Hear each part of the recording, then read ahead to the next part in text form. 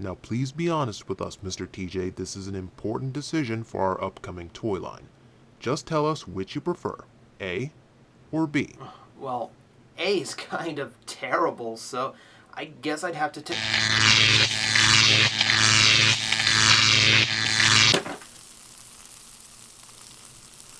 I'm afraid we didn't hear your choice, Mr. TJ. Could you please try again?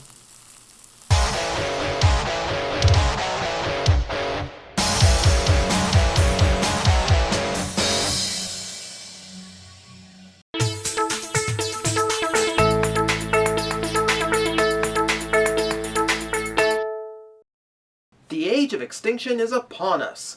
A new movie means new toys, and after a toy line that was 50% dragons, clearly the next step was a toy line that's 50% dinosaurs. Because variety. Though maybe 50% is a low number, because they are overkilling this one. Along with all the new standard toys and gimmick toys based on the ancient lizards, they're repainting any dino mold still lying around to cash in, usually in the colors of the original Dinobots, because I'm totally convinced that tiny toy is exactly how the original Swoop looked. And that includes half of our topic for today. We're taking a look at Energon Grimlock and Swoop, a set that is both highly sought after and painfully remembered. For those not in the know, these are the two most popular Dinobots. At least that's what their eBay prices tell me. The Energon 2-pack was the first time both got new transforming toys since Generation 1 ended, so it was kind of a big deal for collectors. How did it go? Well, most took a look at the new Grimlock in T-Rex mode and had the same thought. When did Playschool start designing Transformers? Because it looks like something I'd give my 3-year-old cousin to shut him up for an hour. Yes, this was the new Grimlock, and it hit collectors like a 100-mile-wide asteroid. This thing is positively cartoony. The giant head, the super wide hips, the arms that look like they're connected to his neck. It's a mainline toy, and yet it looks like what they do to Grimlock when they really do try to make him for little kids. And before you ask, I have intentionally put him in the old school vertical T-Rex pose because, believe it or not, this is where he looks best. He can stand in the more modern horizontal pose, but not without looking like he's doing his business in the backyard. Kinda apt for this toy, really. The angle of his legs makes this so awkward, and because of how the feet are hinged, there's no adjustment to make this look natural. I mean, at least the articulation's okay. Knees and hips move forward, the neck shoulders move up and down, and his mouth opens. But not to any useful degree, because naturally the mighty Tyrannosaurus Rex was known for nibbling its victims to death. Nibble. That's really all there is to say about that mode, so while my transformation experts get Grimlock into robot mode, we'll look at Swoop, who... Okay, I gotta be honest with you guys. Swoop really is the innocent victim in this review. I mean, I really only have to cover him because this is a 2-pack. Just look at his beast mode. It's a metal pteranodon, with thrusters on his back as big as his whole body. This is the level of awesome only a 12-year-old doodling in art class could think up. Seriously, how did Michael Bay see something like this and not put it in a movie? Why hasn't Sci-Fi Channel made a crappy movie based on this concept alone? Yes, I am aware that those are just his robot mode legs that have nowhere to hide on his Pteranodon mode, and that is a logical argument. However, that argument is invalidated because of AWESOME! He's even functional this way. Legs can adjust, wings are ball-jointed at the back and hinged in the middle, mouth opens correctly. The neck is even hinged, except you don't want to use it. It's just friction holding it there, so moving it makes it look like his neck is broken, like he tried to fly into a tunnel the coyote painted on the wall. And that's Beast Mode. Transformation team, is Grimlock ready? Good Good. Then let's prepare the viewers. What you are about to see may scar your perception of Grimlock for life, or cause you to laugh at how goofy this thing looks. Few people know how to pull off the look of both a professional bodybuilder and a professional runway model at the same time, but somehow Grimlock manages it. It's such a bizarre sight. Everything is here from the original design, the claws on the wrists, the tail halves on the legs, but the proportions are atrocious, with the giant shoulders, gorilla arms, and the waist that's thinner than his head, which I'm pretty sure is physically impossible on this planet, but somehow they managed it. Speaking of the head, it seems a little off, doesn't it? It's so rounded and smooth, not the fierce Dinobot leader I grew up with. Really, he's rounded all over. There's not many sharp angles to him, and it just makes him look soft.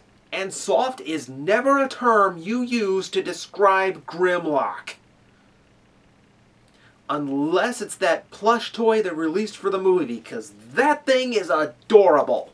Articulation is alright, I guess. Universal shoulders, bicep rotation, 90-degree elbows and elbow rotation, neck, knees, ball-jointed hips that barely move outward.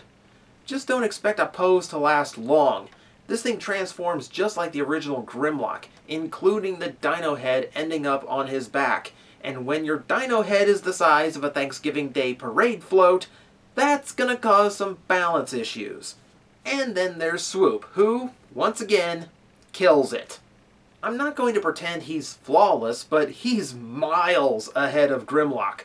The proportions are good. He's not as soft or gentle looking, and he doesn't have a backpack taking up half his mass.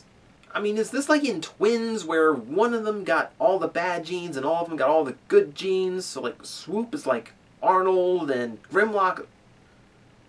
Twins, the movie, Danny DeVito, Arnold Schwarzenegger. You people are too young. Articulation is better too. Mostly the same points, but the hip ball joints actually work now. And since his hands are made of his dino claws, they tend to be more expressive. Though I will admit, same does not go for his face. Bored Swoop is bored. And that's pretty much the robot modes. Timothy, Jeffrey, can you take these two away and get them ready for the final segment?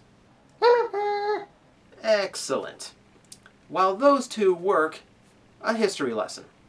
If you know the look of Energon toys, you probably noticed a few things about these two. They lack the heavy, detailed molding and intricate paint apps. They're much flatter and simple in deco. They also lack the Energon Star ports and the proper handholds for holding Energon weapons, both line-wide gimmicks in Energon. That's because these two were never meant for Energon. They were meant for Universe, a toy line of repaints released alongside Energon to expand the Transformers brand without overworking the development team.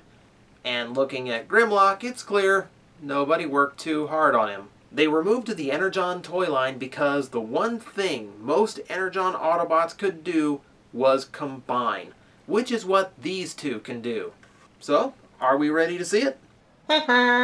Good, then let's take a look. You two are fired! Do not lie to me. Clearly you didn't even try to transform it properly, and frankly, I do not tolerate slackers.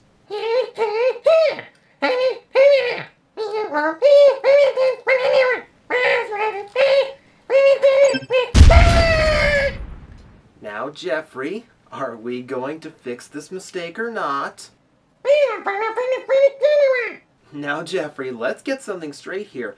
I'm a toy reviewer on YouTube, which clearly means I know everything. Don't stand there and tell me that that is supposed to be the proper combined mode. Oh. Huh. I guess I owe Timothy an apology. After I put him back together.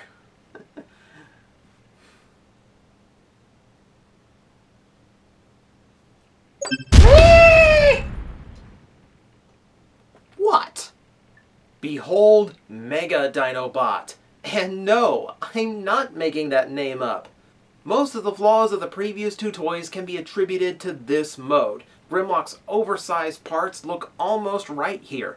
And I use look almost right extremely loosely.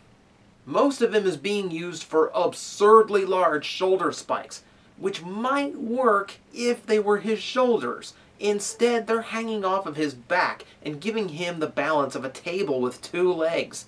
His actual shoulders are the round things with the enormous gaps in them.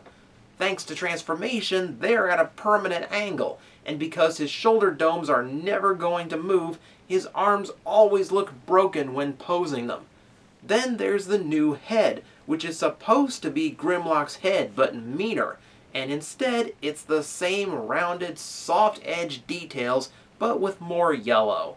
Keep in mind, I'm reviewing this set now because Grimlock is due for a re-release in the Age of Extinction toy line. However, Swoop, as of this video, does not have a re-release announced.